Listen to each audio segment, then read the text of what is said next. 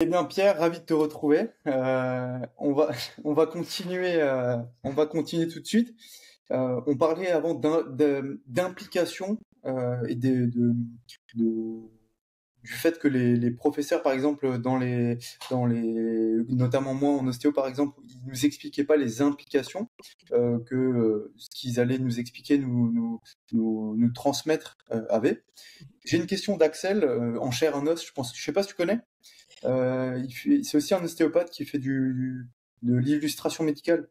Il est vachement Mmh. en chair et en os. Ouais. Oui, oui, oui, je crois que oui. Oui, J'ai oui, oui, je au Festival crois du potentiel humain faire qu'on s'est croisés, oui. ouais.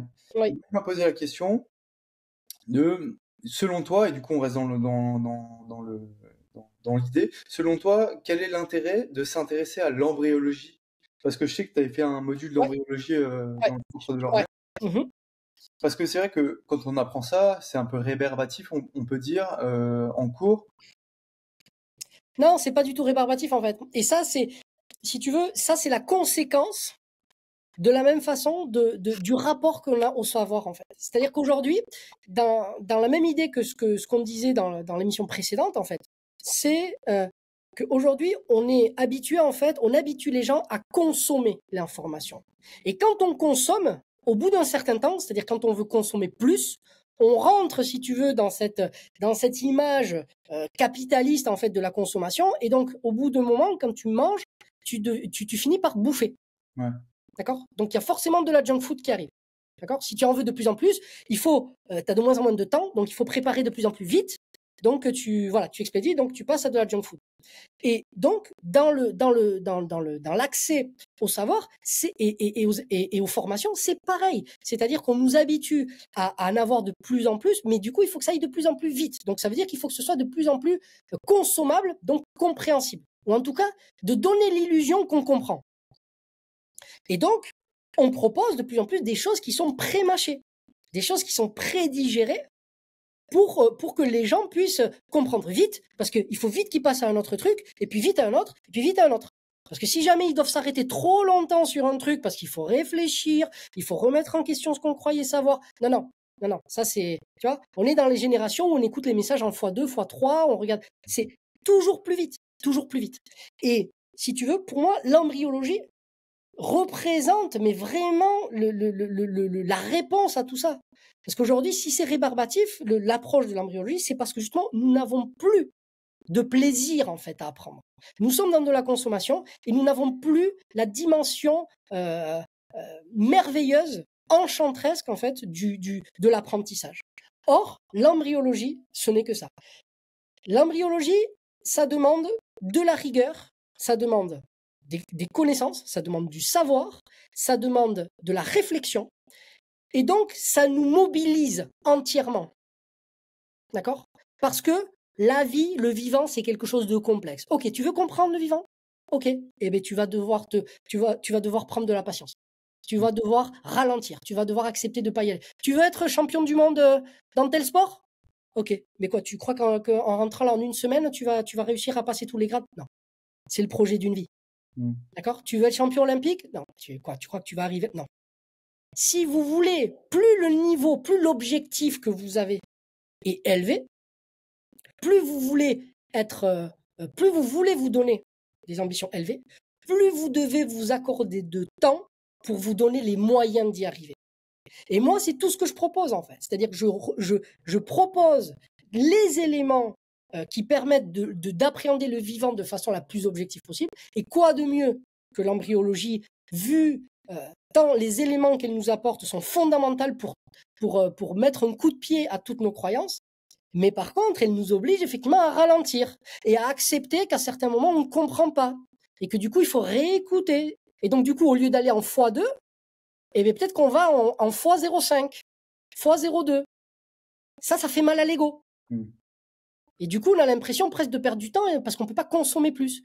Mais autorisez-vous, accordez-vous, faites-vous ce cadeau d'apprendre des choses vraiment en profondeur au lieu d'être dans une superficie, dans une superficialité permanente. Et le cours que j'ai donné sur l'embryologie avait cette vocation-là. Et tous les retours que j'ai eus sont allés dans ce sens-là. C'est-à-dire que ça a réenchanté la vision qu'avaient les gens du vivant. Tu dis, oh, mais ça, je savais pas. Ça, Mais non, justement. Si vous prenez le temps de le faire, vous allez voir que la vie va vous apparaître comme incroyable. Ouais. Qu'est-ce qui change dans ton approche alors? Est-ce que tu donnes des implications? Est-ce que tu donnes Ah oui, des... oui, mais moi, en fait, ce qui diffère vraiment, bon après, ce sont les élèves et les académiciens qui pourront le mieux en parler. Mais Ouais. en tout cas, moi, ce qui me distingue, c'est, dans mon approche, c'est la structure. C'est-à-dire la façon dont j'amène les choses.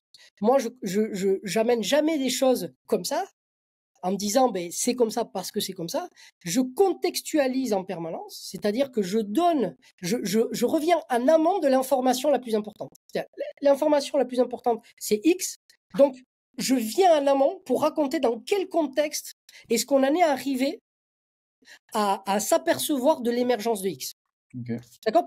Pour pas se dire que, ben oui, ben c'est X, ben parce que c'est X. Tout simplement. Ouais. Non, il y a rien qui tombe comme ça. Il y a une raison. Et donc, les gens, du coup, ils comprennent qu'il y a tout un processus en amont. Et que donc, lorsqu'on découvre des choses vraiment pertinentes, intéressantes, c'est parce qu'il y a une histoire derrière.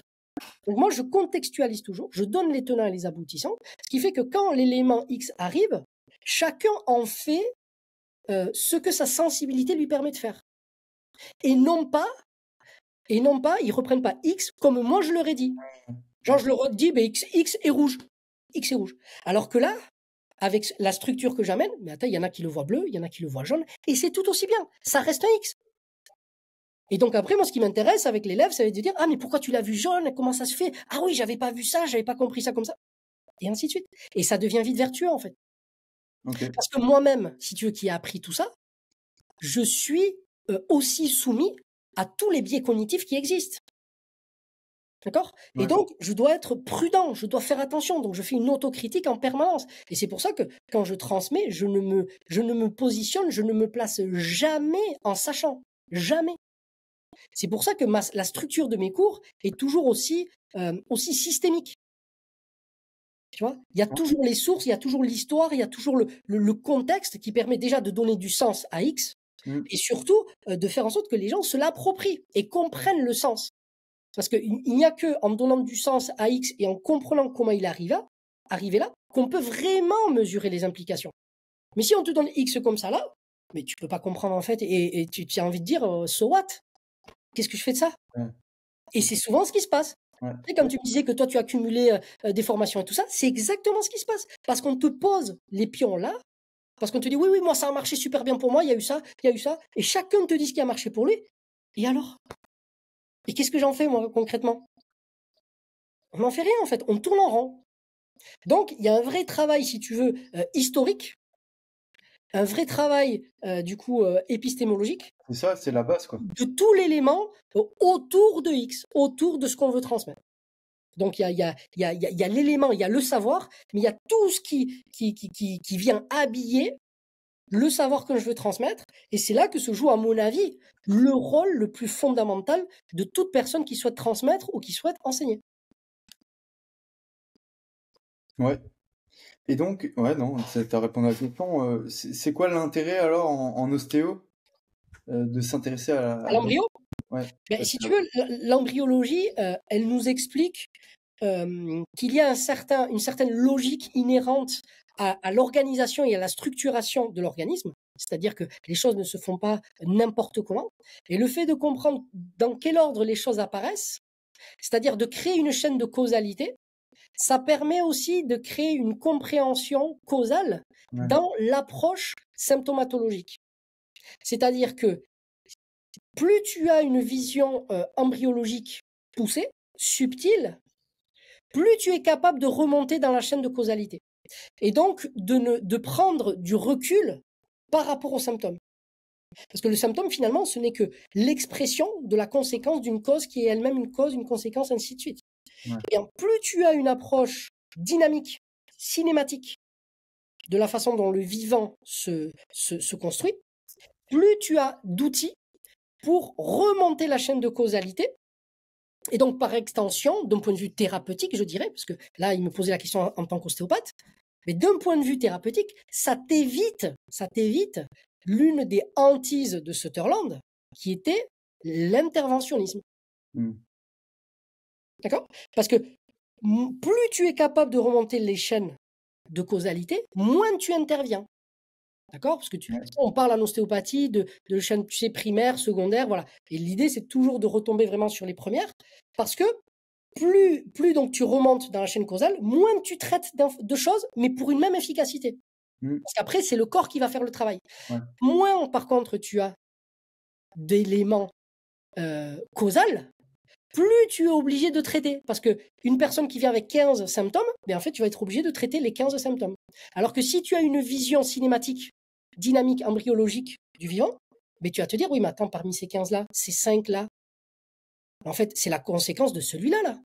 Et ces 5-là, là-bas, c'est la conséquence de celui-là. Donc, il me suffit de corriger celui-là, et hop, les 5 qui sont là-bas vont être corrigés par le corps. Ouais. Donc, on est dans une posture d'humilité parce qu'on ne cherche pas à être interventionniste, on ne cherche pas à être le guérisseur, d'accord? On cherche uniquement à être l'interface, à être le point d'appui, à être le fulcrum, pour parler comme style, pour permettre au potentiel de régulation du corps de faire leur propre travail. Ouais, donc là, finalement, on redonne la clé au processus d'homéostasie. Exactement, d'homéostasie. Et moi, aujourd'hui, quand on parle d'homéostasie, il faut, bon, ça viendra plus tard, mais il faudra remplacer homéostasie par homéorésie. Ok. Mais c'est l'idée, c'est-à-dire la régulation, la façon dont le corps va réparer ou va adapter la situation. Oui, c'est ce qu'on va donner en fait à l'organisme. On va enlever en fait le grain de sable qui est rentré dans le mécanisme, mais uniquement le grain de sable. On va pas commencer à taper dans tous les boulons. Voilà. Ouais. C'est vrai que dans toutes tes conférences, tu fais la différence entre homéostasie et homéorésie. Et moi, j'ai toujours eu du mal parce que tu dis que finalement, l'homéorésie, c'est l'homéostasie plus l'hormèse. C'est ça. Et C'est ça. j'ai toujours eu du mal à vraiment... C'est-à-dire que en fait, le problème, c'est que l'homéostasie, telle qu'on en parle, aujourd'hui, elle est obsolète, en fait. Elle est obsolète. C'est vrai qu'on dit, alors pour résumer, on dit qu'aujourd'hui, l'homéostasie, c'est la capacité du corps à revenir à son état d'équilibre. Exactement. Ça, ça veut dire, c'est quoi un point d'équilibre? C'est quoi un point d'équilibre? Non, mais c'est-à-dire, les gens qui disent ça, qui font ces définitions-là, mais en fait, c'est vraiment de la prestidigitation, en fait. Ah, tu m'as donné une définition, ah oui, d'accord, ça y est, c'est bon. Mais en fait, elle n'a pas de sens, ta définition, parce que ta définition, il faut lui reposer une question. Moi, je te demande, c'est quoi un point d'équilibre? Qu'est-ce que c'est dans le vivant? C'est quoi un point d'équilibre? En fait, c'est un point d'équilibre, c'est un point de stabilité. Et un point de stabilité, c'est un point neutre. Et un point neutre, c'est un point mort. Donc, si c'est le corps qui est au neutre, mais le corps, en fait, il est mort. Donc, est-ce que c'est la recherche de la mort, finalement? Je sais pas, peut-être. Alors là, ça serait une discussion philosophique. Mais je ne crois pas que lorsque les gens écrivent cette définition ou les gens qui lisent cette définition se disent ça. Non, ils pensent que, en fait, l'homéostasie est un principe qui nous dit que, en fait, il y a un milieu interne, un milieu extérieur, comme l'avait défini Claude Bernard, et qu'il faut qu'il retrouve son point d'équilibre à chaque fois qu'il est déstabilisé par les contraintes de l'environnement, et que c'est le fait de retrouver l'équilibre de la valeur qui fait que ça fait l'homéostasie. C'est ça que les gens pensent. C'est ça. Mais le problème, c'est que nous, pendant la semaine de l'homéostasie, on a totalement déconstruit ça. Et non seulement on l'a déconstruit, mais on s'est rendu compte que c'est tout l'inverse, en fait. C'est-à-dire que le vivant, et notamment la notion d'homéostasie, n'est absolument pas fondée sur la notion d'équilibre, mais beaucoup plus sur la notion de déséquilibre. D'accord? Sauf que quand on utilise ces définitions, quand on parle de l'homéostasie, on en parle vraiment comme au début du XXe siècle. Parce que les gens n'ont fait que répéter ce qu'on leur avait déjà dit, sans jamais actualiser tout ce qu'on a appris depuis lors. Or, quand même, le XXe siècle, le XXIe siècle, on a connu, dans le cadre des sciences et dans le cadre du vivant, des révolutions incroyables. Donc, il faut faire des mises à jour. Aujourd'hui, c'est comme si tu utilisais un ordinateur, tu vois, dernière génération, avec une mise à jour qui n'avait pas été faite depuis les années 90. C'est pas possible, en fait. Tu vas bugger. Tu peux pas l'appréhender. comment est-ce bon, mis à part l'académie, mais a priori, moi, si je veux faire une session, pour l'instant, c'est mis entre parenthèses. Peut-être l'année prochaine, si on arrive à. Mais si après, effectivement, il y a des remontées, qu'il y a des gens qui souhaitent vraiment le refaire, on le fera. Parce que comme je t'ai dit, moi, je le fais pour les gens, en fait. Tu vois, je le fais pour proposer. Mais s'il n'y a pas de demande ou s'il n'y a pas de truc, moi, tu vois, j'ai déjà mon métier, en fait. Ça me demande en plus de faire ça. Par contre, je le fais avec grand plaisir. Ouais. Parce que je trouve que et puis sans jeu de mots, j'aurais apporté ma pierre à l'édifice. Tu vois, j'aurais vraiment aidé à ce que ce que je prône, bien en fait, se fasse. Tu vois, Ouais. donc voilà. Mais si effectivement il y a des remontées, et c'est l'intérêt aussi de toutes ces interviews et le fait de rendre ça grand public, c'est que s'il y a des gens qui se reconnaissent là-dedans et qui souhaitent en savoir plus et qui sont intéressés par le fait de le faire, là, s'il y a suffisamment de personnes après, let's go, on y retourne. Hein. Ouais. Moi, ça me va. Hein. C'est au contraire, c'est exaltant, quoi. Surtout que moi, je refais jamais 2 fois les mêmes cours. Donc ça veut dire que si je refais cette formation, déjà, elle sera pas dans la même forme et le contenu sera pas le même parce j'aurais fait des mises à jour. Ouais. Donc dans l'absolu, même ceux qui l'ont déjà fait, ils pourraient le refaire, ils découvriraient des nouvelles choses. Ok. Et pour celui qui serait intéressé d'aller commencer à travailler dans l'homéostasie, mais comme toi tu l'entends, Ouais. comme ça a été dit, Ouais. des livres ou c'est compliqué. Hein. Malheureusement, c'est compliqué. Et c'est la raison pour laquelle j'ai fait ce travail. C'est la raison pour laquelle j'ai fait cette académie. Parce que si c'était déjà présent, Ouais. moi, j'aurais renvoyé sur ça, en fait. J'aurais dit aux gens, lisez ça, parce que j'en reçois des messages. Hein. Tu sais, depuis 2016, depuis la première fois en 2016 où les gens avaient entendu parler d'homéorésie, parce que j'en avais parlé à ce moment-là. Donc ça fait plus de 10 ans que j'en parle maintenant de l'homéorésie. Mais je n'ai il n'y a aucune référence en fait à qui je peux renvoyer. Donc les gens me demandent des liens, mais je dis mais je suis désolé tout ça. Donc il dit mais si jamais un jour vous faites une formation, prévenez-moi. Donc à force, j'ai décidé par le faire parce que il n'y a pas. Donc l'idée par la suite, je pense que ce sera une fois que je l'aurai fait 1 ou 2 fois cette formation, ça sera de me pencher vraiment sur le fait de créer un ouvrage de référence par rapport à ça, pour que les gens puissent s'appuyer dessus et avoir des références concrètes et solides pour qu'on rentre vraiment dans une biologie du 21e siècle et qu'on arrête avec ces vieux trucs là qui nous enferment dans des incompréhensions totales. Ok. Bon ben, on va venir faire ta formation, Pierre. Ah, écoute, avec grand plaisir. Moi, si j'avais pu le faire déjà, je me serais inscrit à la première Édition. session, on va dire. Mais tu connais, je suis étudiant. Après, on peut pas tout faire. Hein. on peut pas tout faire, exactement. Et moi, comme j'ai plus envie de me faire avoir à mon propre jeu, à vouloir tout faire. Exactement. Donc, on va y aller tranquillement. Exactement. Et du coup, j'aimerais switcher sur un truc qui te passionne aussi et dans lequel tu as étudié à fond, c'est la physique quantique. Parce qu'au final, et c'est ton boulot actuel, quoi. Enfin, tu oui. dedans avec dernière interview de Nassim Amarain. Ouais. Et dans une de tes conférences, dans ta première conférence, je crois, tu parlais d'Alain Aspect. Oui. Ce français physicien, il est physicien. Oui. Tu as fait une expérience, c'est l'expérience de non-localité, si tu me corriges si j'ai pas dit de conneries. Non, c'est ça. Et moi, j'ai trouvé ça passionnant, mais j'ai pas réussi c'était pas très clair les implications que cette expérience et surtout que la physique quantique a dans notre vie quotidienne et surtout dans nos travaux dans nos métiers d'ostéopathe, tu vois. Est-ce que tu pourrais déjà vite fait en parler, expliquer Alors, je vais essayer de t'expliquer ça. Mais par contre, si tu veux, les implications, elles ne sont pas vraiment mesurables pour nous en tant que thérapeutes, ni même pour nous en tant que simples citoyens. C'est-à-dire que les véritables implications, ce sont des implications technologiques. Okay. Et c'est d'ailleurs ça qui a ouvert la voie à toutes les grandes technologies qu'on connaît aujourd'hui. C'est-à-dire la téléphonie mobile, l'Internet, tout ça, c'est la conséquence en fait des propriétés de la non-localité. Ok. Et est-ce que, du coup, c'est pas la même chose, la non-localité et l'intrication quantique? Bah si. Okay. Si. En fait, si tu veux, si la non-localité implique une intrication. Ok. Si l'événement en fait peut être non local, c'est qu'en fait il y a de l'intrication. Alors, c'est peut-être pas cette expérience qui m'avait pas choqué, mais qui m'avait fait dire ah ouais, c'est intéressant. C'est l'impact de l'observateur. Oui, ah oui, c'est pas ça. C'est ok. Est-ce que tu peux nous en dire plus l'impact de l'observateur dans une expérience? Alors oui, ça va être compliqué de l'expliquer là, mais en fait c'est plus par rapport aux fentes de Jung en fait.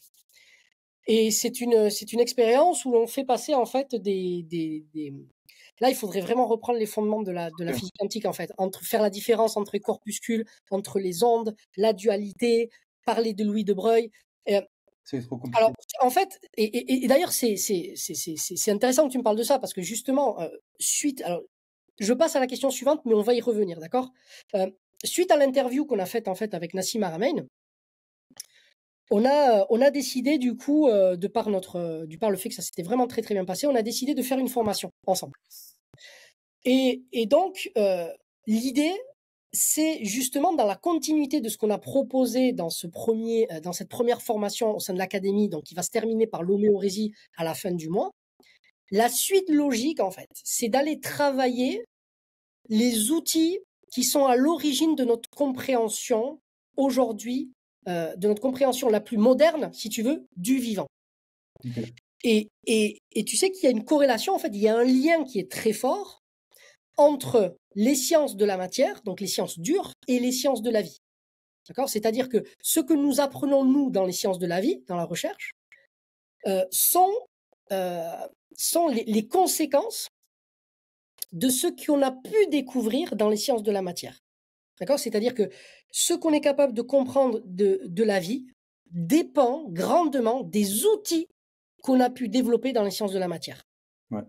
D'accord? Donc ça veut dire qu'il y a un effet, un lien de causalité qui nous oblige, lorsqu'on veut comprendre le vivant, en fait, à comprendre les sciences physiques.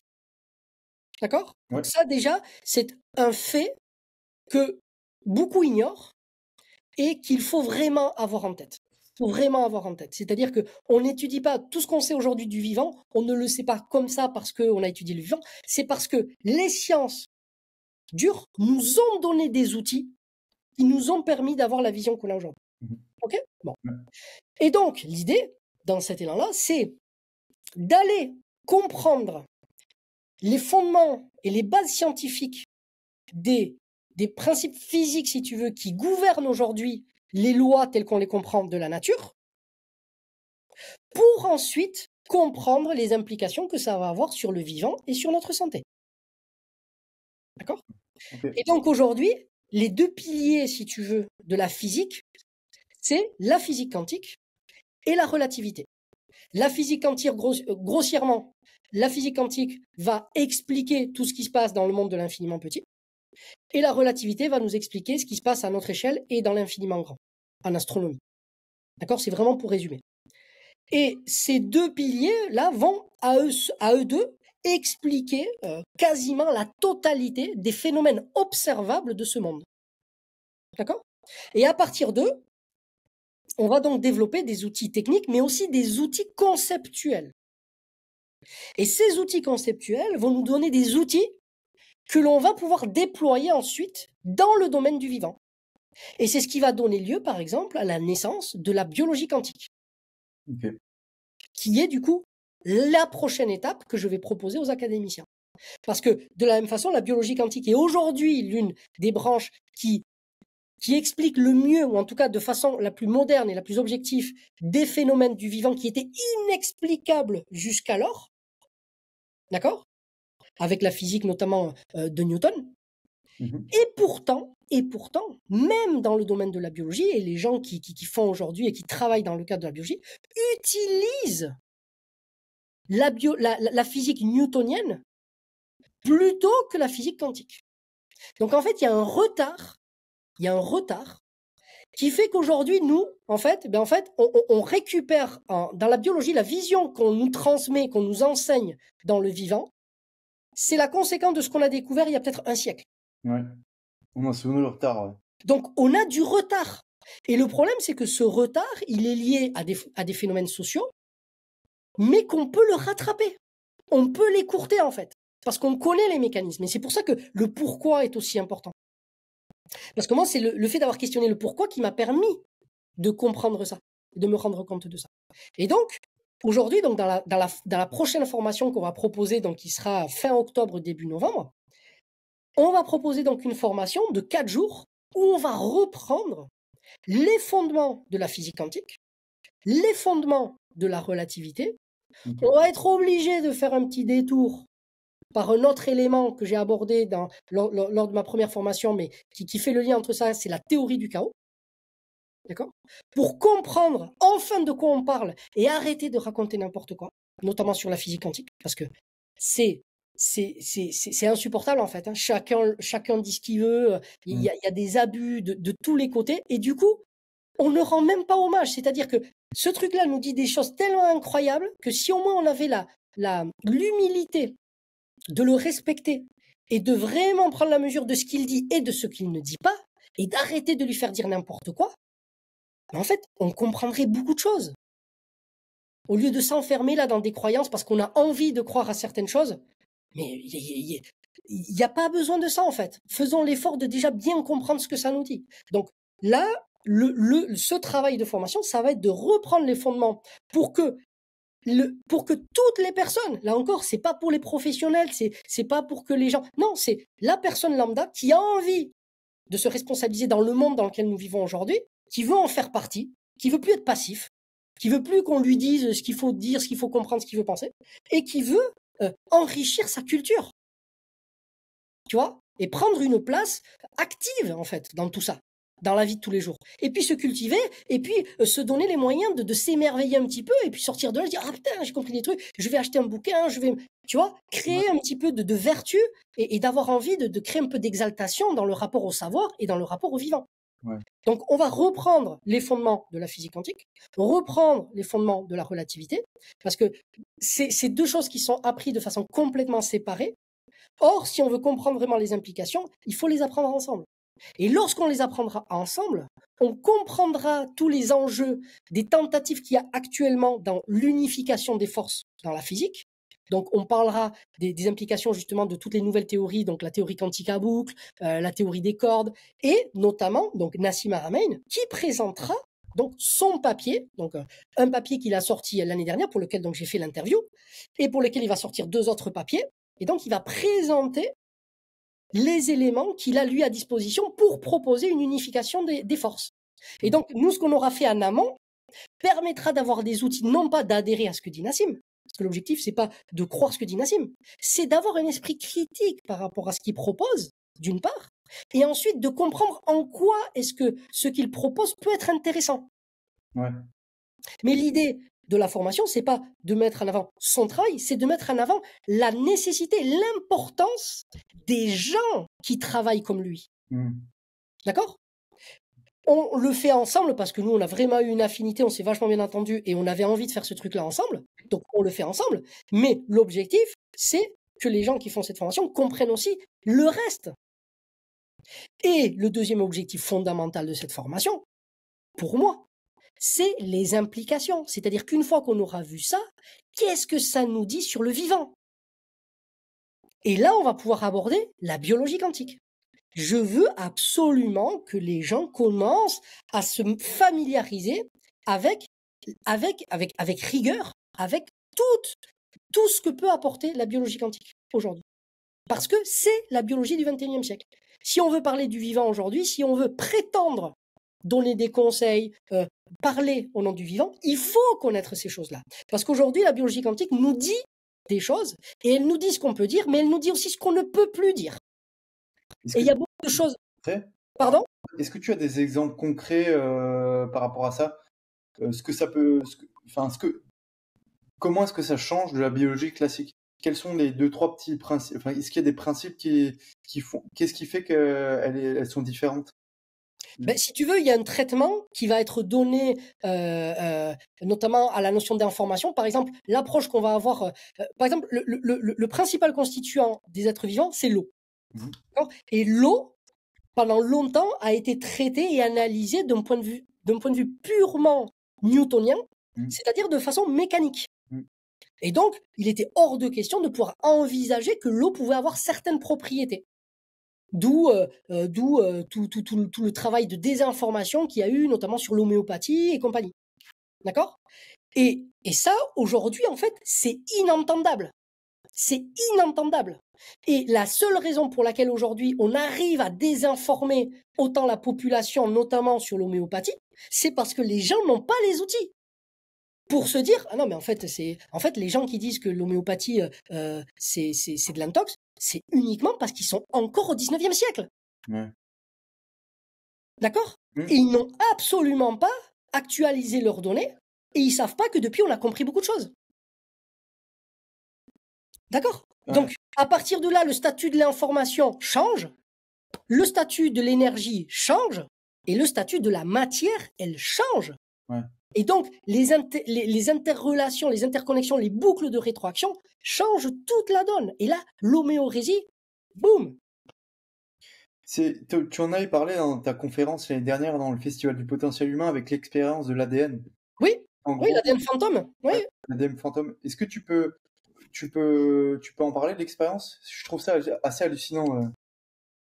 Oui, c'est. Alors, c'était laquelle? Parce que moi, j'avais plusieurs expériences sur l'ADN. C'était laquelle que j'avais sélectionnée? C'est une bonne question. Tu t'en souviens, toi, ou pas? Bah, en gros, c'était dans de l'eau, il me semble. Vous avez mis un brin d'ADN et ensuite il l'avait sorti. Ou il l'avait. C'est vrai que c'est plus très clair. Ah. J'ai pas bossé. Ouais. Bah après, de toute façon, il est accessible. La conférence est accessible pour ceux qui. Donc ils pourront aller le voir sur YouTube sans aucun problème. Mais effectivement, de toute façon, les éléments que j'avais pris là pour cette conférence, les articles que j'avais cités, que j'avais développés, sont typiquement mais ceux que je vais développer dans le chapitre biologie quantique de cette formation, pour montrer qu'aujourd'hui, mais il y a des choses qu'on ne peut plus dire en fait. Et ce qui vous paraît complètement fou, eh bien oui. Le monde, la vie est complètement folle. La vie est folle. Ouais. Le vivant, c'est quelque chose de fou. C'est quelque chose qui est enchanté, qui est complètement merveilleux. Et puis voilà. Et puis si ça vous dépasse, ben je suis désolé. Mais la vraie vie est comme ça. C'est tout. Je suis d'accord. Voilà. Ce qui m'avait vraiment j'avais vraiment apprécié ta conclusion et j'aimerais bien qu'on en parle. Oui. Alors attends, j'ai fait un truc stylé. Bang. Ah. On ne voit pas la monde. Tu vois, déjà, je me suis gouré. Ouais. On ne voit pas le monde tel qu'il est, mais tel qu'on le pense. Yes. Est-ce que tu pourrais en parler de cette phrase-là? Et finalement, ça résume tout. Ben oui, bien sûr. C'est pour ça que c'est vraiment la citation que j'utilise, moi, ça a été en même temps que j'ai créé l'académie, cette citation est venue à moi, si tu veux, comme la synthèse en fait de mon travail, quoi. Tu vois, et c'est pour ça en fait qu'il faut faire ce travail-là. C'est parce qu'on ne voit pas le monde tel qu'il est, mais tel qu'on le pense. Notre pensée a un pouvoir incroyable, mais aussi si on n'en prend pas garde ou si on ne le nourrit pas suffisamment, ben en fait on peut du coup le subir. Ouais. Si on ne nourrit pas notre pensée, si on n'en prend pas soin, on va subir le monde. Ouais. Et le but donc de cette académie et des formations-là qu'on propose, c'est justement de réenchanter tout ça, pour arrêter de subir le monde. J'ai eu une discussion avec Julien de Purple Bed Kitchen, justement par rapport à ça, et on avait cette discussion par rapport à notre entourage. Ouais. Et moi, j'avais cette approche-là de finalement, notre environnement n'est que la projection de notre intérieur, de nos croyances, de nos idées, de nos actions, etc. Et du coup, ça rejoint ta phrase, on ne voit pas le monde tel qu'il est, mais tel qu'on le pense. Et ça nous donne finalement un levier d'action, justement. Exactement. Et le feedback, en fait, c'est l'environnement. Oui, c'est ça. Et ça nous responsabilise. Ouais. En fait, le sens de cette phrase pour moi, c'est surtout que ça nous responsabilise et ça nous rend humbles. Ça nous rend vraiment humbles. Parce que sinon, on peut devenir très vite arrogant. Ouais. Parce que on peut vite se dire, oui, moi j'ai raison en fait. Ouais. Mais cette phrase, elle t'empêche de dire que toi tu as raison. Elle t'empêche. Elle te met un peu en retrait. Ouais, Ça veut pas dire que ce que, du coup, toi, tu sais, ne vaut rien. Au contraire, ça vaut tout l'or du monde. Mais par contre, ça ne vaut pas plus que, et tu ne peux pas imposer à quelqu'un d'autre. ouais. Est-ce que tu connais le principe d'énergie libre de Carl Friston? Oui, Ok. Est-ce que tu la connais juste comme ça ou est-ce que t'es calé dedans? non, non, je le connais, je l'ai pas, là, je l'ai pas retravaillé là, mais j'avais lu plusieurs articles sur ça, oui. Ah, c'est hyper intéressant. Au final, il montre que ta phrase, enfin, il démontre Ouais, que la phrase enfin, juste. Après, c'est oui, pas oui, objectif, ça mais va dans le même sens en tout cas, hein. je trouve que c'est hyper intéressant et qu'au final, ton cerveau, ton système nerveux, le seul objectif, c'est que tu évites de perdre de l'énergie. Mhm. Que du coup, en, comment dire, tu vois là, c'est le prochain truc que je travaille ça. Mais en gros, tes croyances, il faut les valider. Et Ouais, s'ils ne sont pas validées et elles diffèrent dans ton observation, en fait, tu perds de l'énergie et c'est pas ce qu'il veut. Et ouais. c'est au final, c'est ce qui est hyper important, c'est que de comprendre que on voit le monde tel qu'il est, pas tel qu'on le pense et Oui, pas tel qu'il est. C'est pas très clair, mais le monde, on ne voit pas le monde tel qu'il est, mais comme on le pense. On voit vraiment le monde comme on le pense. C'est notre pensée qui façonne le monde tel que nous le vivons. ouais. Et ça, moi, je trouve ça, il n'y a pas plus gros, il n'y a pas comment dire, plus autonomisant que ça, qu'en fait. Oui, et respectueux. Ouais, Ça t'autonomise, mais ça t'oblige aussi à respecter les autres. c'est vrai. Eh oui, eh oui. Et ça, c'est très important pour moi. Parce que ça t'oblige, ça déconstruit, si tu veux, euh, toutes les structures pyramidales, en fait. Ouais. Ouais, c'est hyper intéressant. Mais toutes tes conférences m'ont mis sur le cul. Et on va parler de ta dernière parce que il y a eu un truc hyper intéressant, c'est avec l'étude de Murray, où tu parles du préconditionnement, Ouais. et du coup de l'étude de Murray.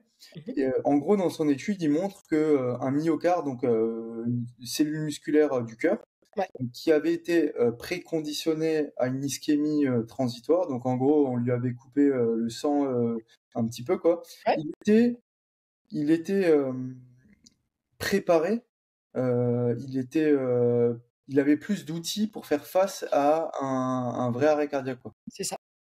Et moi, je trouve ça hallucinant et je me dis, et alors tu voudras. Et la vie, le vivant est hallucinant. Il faut se réveiller là. Le vivant est hallucinant. Il faut sortir de cette torpeur où on nous a pendant des décennies fait croire voilà qu'on était des pauvres petits êtres fragiles, qu'on a eu besoin, tu vois, voilà. De choses de l'extérieur pour nous sauver, qu'on était stérile à l'intérieur, faut arrêter là, faut se Ouais. réveiller. La vie est incroyable. Ah, moi, je suis partie de ton équipe, hein, je suis totalement passionné de Non, tout. mais je dis ça parce que c'est Ouais, c'est tellement, c'est ouais. tellement là devant nous et on est comme si on se cachait les yeux en permanence. C'est dommage en fait parce qu'on passe à côté de choses tellement belles.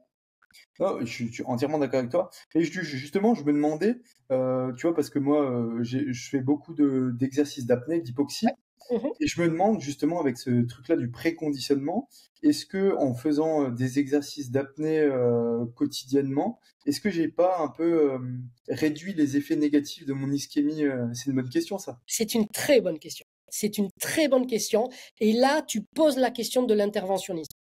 Ouais. Là, tu poses la question de l'interventionnisme. Et ça, c'est tout ce que j'aime. Parce que là, au sein de l'académie, je sais plus si c'était lors du précédent stage ou le premier, mais on a, si tu veux, abordé toute la dimension cybernétique avec les boucles de rétroaction.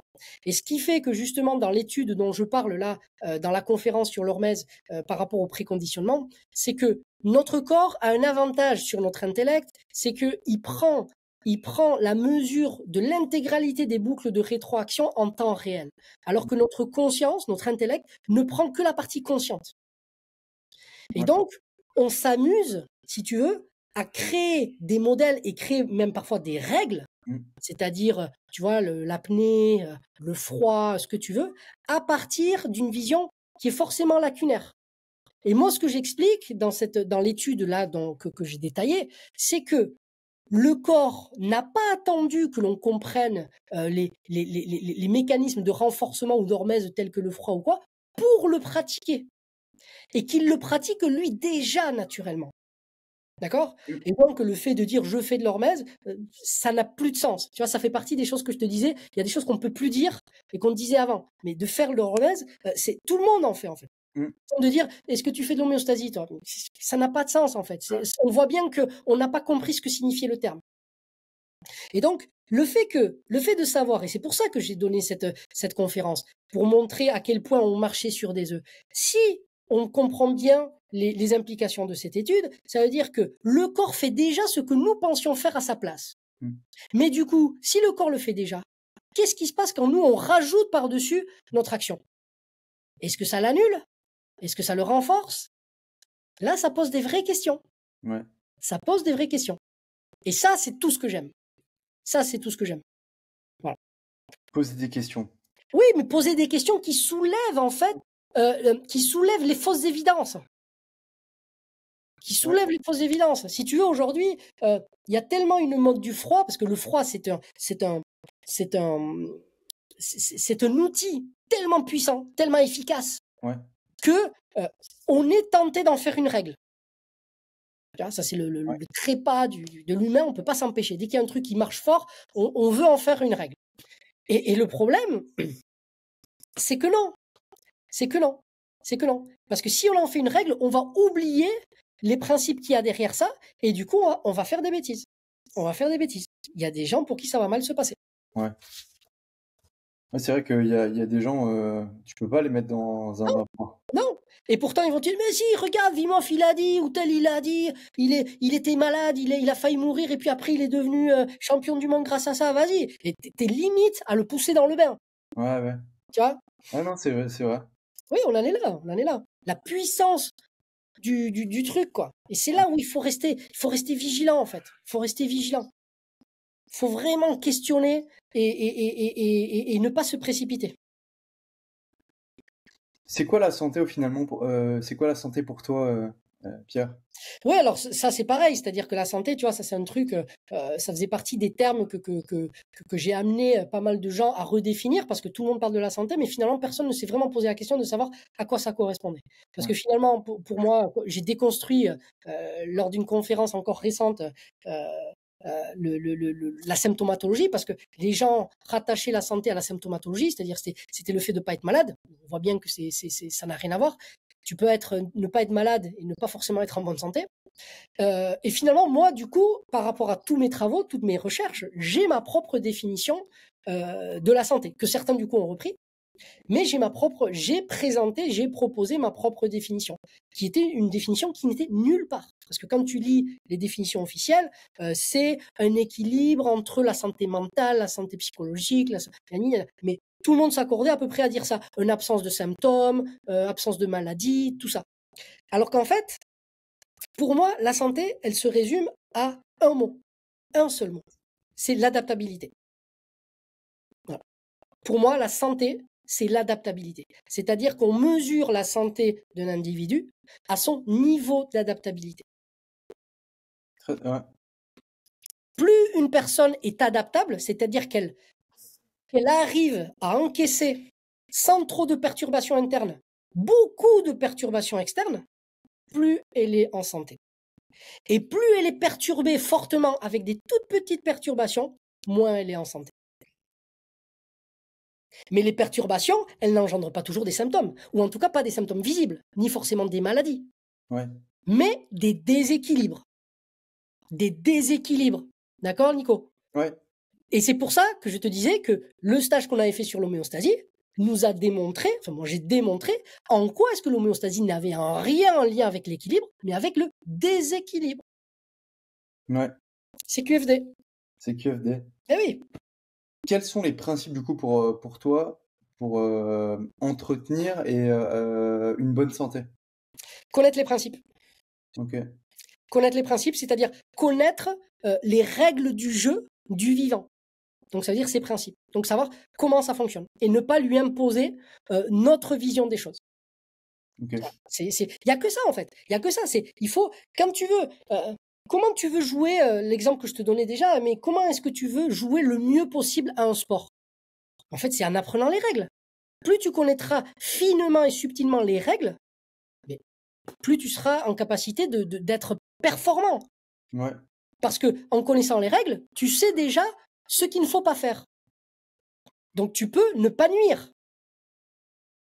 Et aujourd'hui, le plus grand défi vis-à-vis de la santé, c'est de ne pas nuire. Ok. Mais comme on n'accepte pas de connaître les principes et de suivre les principes, nous, on veut fonctionner avec des règles, et en plus des règles que nous avons créées, en disant « ça fonctionne comme ça », ben en fait, ça se retourne contre nous. Est-ce qu'un des principes, ce serait pas se remettre sous la contrainte? Se remettre sur la contrainte. Sous la contrainte, tu vois, dans le sens où en s'entraînant à devoir s'adapter Mhm. à des nouvelles situations un peu plus inconfortables, Ouais. eh ben, on augmente justement cette zone. De toute façon, donc, comme je t'ai dit, moi, ma définition de la santé passe par l'adaptabilité. Et donc, l'adaptabilité passe par la relation entre, justement, ce milieu intérieur et ce milieu extérieur. D'accord? Cette danse permanente. Donc, effectivement, donc, il y a une valse, il y a une danse permanente qui est donc, du coup, le principe même de l'attracteur, ok? Qui va déterminer dans quel cadre, dans quel contexte, dans quelle intensité vont se présenter ces contraintes. Donc oui, c'est forcément lié à ça. C'est-à-dire on est à l'opposé, quand tu parles toi de contraintes, on est à l'opposé de la notion d'équilibre dont tu parlais par rapport à l'homéostasie. C'est tout l'inverse. La contrainte, ce que moi j'appelle contrainte, enfin ce que tu dis contrainte, moi je l'appelle déséquilibre. Ok. Voilà. Et donc, il y a une valse de déséquilibrage qui fait qu'il va y avoir une tentative de recalibrage en permanence, et c'est ça qui va entretenir l'attracteur et qui va faire que la régulation va générer de plus en plus d'adaptation. Et donc, à partir d'un certain niveau, du renforcement. Ok, ça me parle.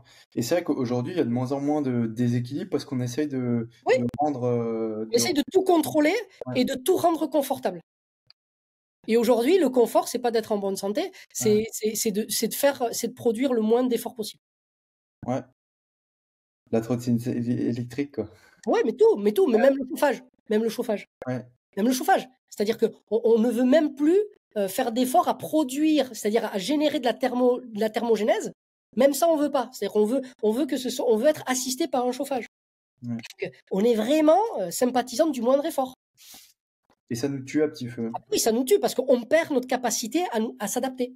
Ouais. C'est-à-dire qu'on adapte, en fait, nous, au lieu d'apprendre à nous adapter, et donc à nous renforcer, et donc à être en bonne santé, en fait, on demande à notre environnement de s'adapter à nous. Non mais, c'est quoi le niveau d'arrogance, en fait? Ouais. Ouais, ça me parle. C'est fou, hein. Ouais, complètement fou. C'est vrai qu'il y a aussi la notion de résilience. Alors, je sais pas où tu la places, mais avant de faire ce pépin-là, j'étais persuadé que prendre soin de ma santé, tu vois, c'était ne jamais tomber. Et en fait, Voilà, c'est l'homéostasie. L'homéostasie du 19e siècle. j'ai dû revoir la copie, quoi. Ah ben oui, clairement. C'est pas ne pas tomber, c'est juste se relever plus vite et plus fort la fois d'après. Oui, de façon plus efficace, de Ouais. façon plus adaptée aux besoins. Ben oui, bien sûr. Et si tu tombes pas, comment tu vas apprendre? Comment tu veux te renforcer si tu tombes pas? C'est une bonne question. C'est quoi le but? C'est de rester, c'est de fusionner avec ton canapé toute ta vie? Et là, tu vas avoir l'impression d'être en bonne santé? Ouais. Ouais, ça me rappelle cette histoire. Donc, je fais un sport de combat avec des ceintures, tu vois. Et j'appréhendais le passage à la ceinture supérieure parce que en compétition, bah forcément, j'allais me faire laver, quoi. Ouais. Parce que tu passes de relativement bon dans ta caté en ceinture blanche à Ah ben oui, tu passes dessous après. au niveau en dessous, tu vois. Et j'appréhendais ce moment-là parce que, tu sais, j'osais pas, quoi, parce que j'avais peur de tomber. Ouais. Et là, on est là-dedans, quoi. Exactement. Incroyable. Et oui. Ce truc-là, il m'a un peu retourné le cerveau, tu vois. Cet épisode-là, c'est fait pour ça au final. Enfin, j'ai que pris le bon, tu vois. Et voilà.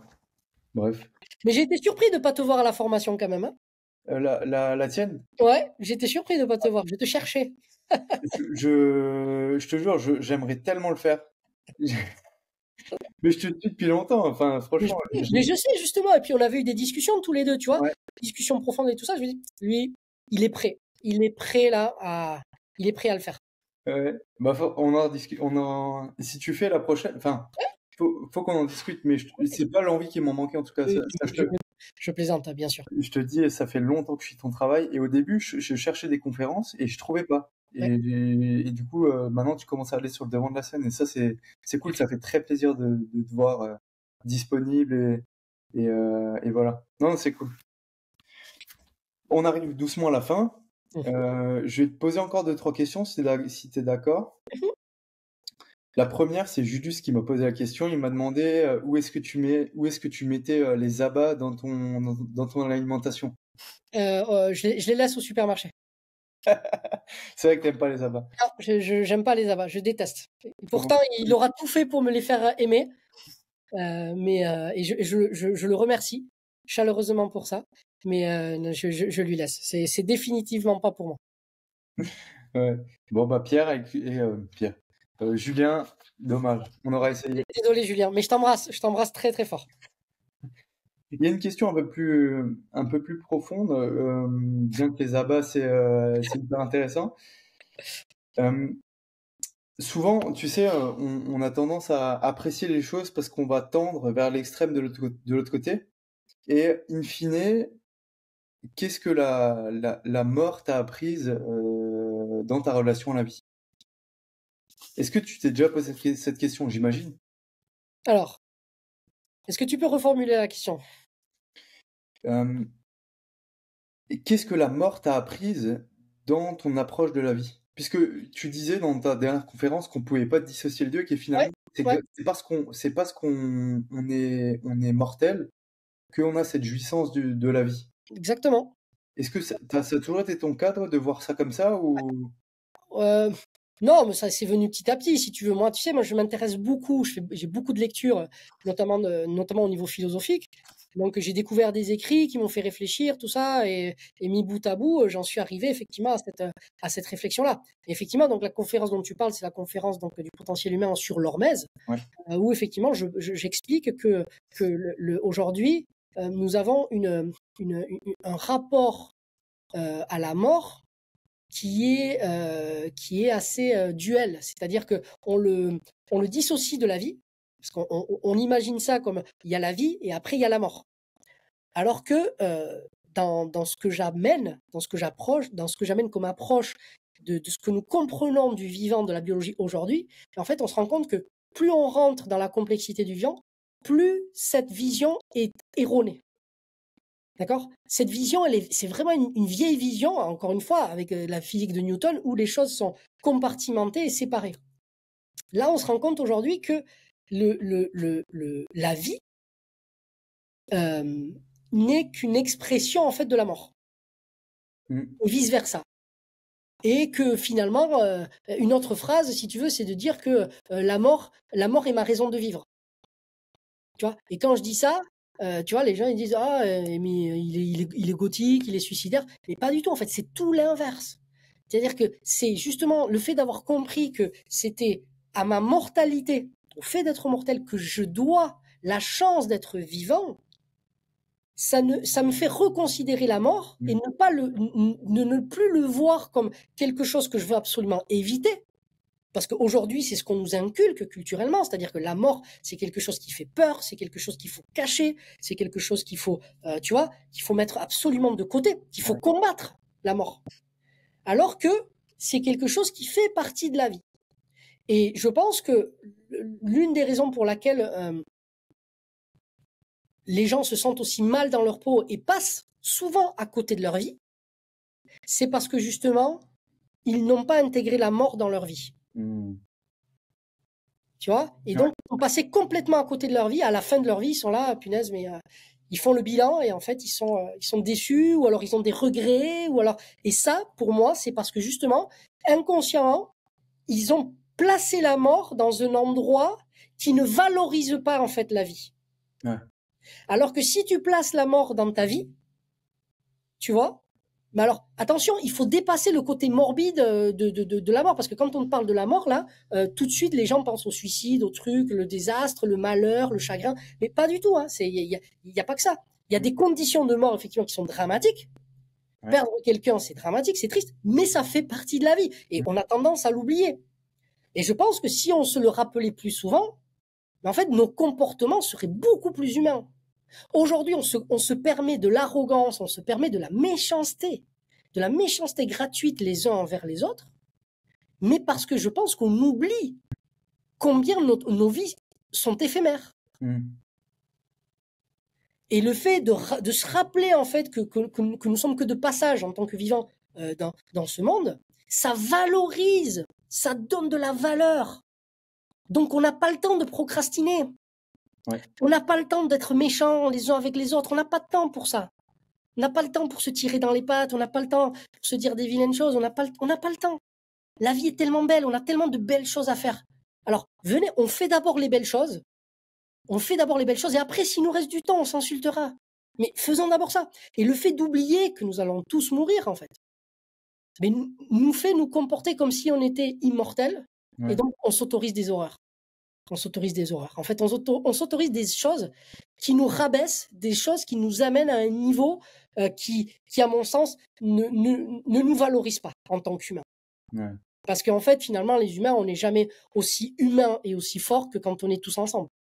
Tu vois, et ça, et le fait de mettre la mort après la vie, le fait de se comporter comme des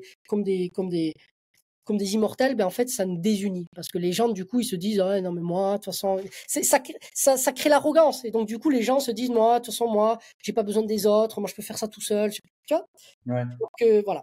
Donc, oui, ce rapport à la mort, pour moi, c'est quelque chose c'est un élément clé. Un élément clé. Aussi pour comprendre la biologie du XXIe siècle. Du coup, donc ça fait partie des choses dont je parle dans ma formation parce que les gens n'ont pas l'habitude d'entendre ce genre de discours. Et pour moi, c'est un phénomène très, très, très important. Ouais, je suis d'accord avec toi. Ouais. Donc la question à se poser, c'est si je devais mourir maintenant, Ouais. Qu'est-ce que je ferais différemment? Ouais. Et en fonction de la réponse, il vous reste du temps pour le faire, quoi. C'est ça, c'est Ouais. ça, exactement. Et c'est Exactement. Il y a un film, punaise, mais que j'adore pour ça. Alors, je suis désolé, mais je donne toujours des références, tu vois, J'allais y venir de toute façon, mais de culture et de films. L'un de mes films préférés, c'est Fight Club. ouais, D'accord? Il y a une scène, en fait, où à un moment donné, ils vont, Edward Norton là, et Brad Pitt, donc j'ai oublié Tyler Durden, mais l'autre, j'ai oublié son prénom, dans le film de Edward Norton. Ils vont dans un magasin, je crois, et je crois que c'est un épicier, ou je me rappelle plus, ça fait très longtemps que je l'ai pas vu. Et à un moment donné, ils décident, ils le braquent, et ils l'amènent dehors, ils le font s'agenouiller. Il fait s'agenouiller, il lui braque la tête, le flingue là sur la tête.